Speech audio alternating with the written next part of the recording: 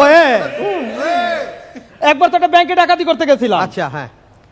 ব্যাংকের সমস্ত টাকা পয়সা নিয়ে বেরোমু, এমন সময় ব্যাংকের ক্যাশিয়ার কইলো, ভাই এই যে রেজিস্টার খাতাগুলোও নিয়ে যান, অনেকদিন আর হিসাব মিলাইতে পারি না। ওয়ে ওয়ে এই গুরুমার তারেক গুরুমিং ছাইরা আমার ডাকাত দলে যোগ দিছে। আচ্ছা। আজকে নাই, কেমনে থাকবে? আমার ডাকাত দলে যোগ দিছে। তো আমি বললাম, তারেক তুমি একটা সময় উপযোগী সিদ্ধান্ত নিছো, তোমার চেহারার সাথে ডাকাতি যায়। তো তারেককে বললাম, শোনো তারেক, আজকে আমরা তুষার খানের বাসায় যাব, সাথে কি নেওয়া যায়?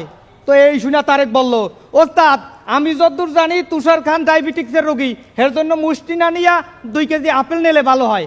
আমি বললাম, ওই সাথে চাপাতি নিতে হবে, চাপাতি।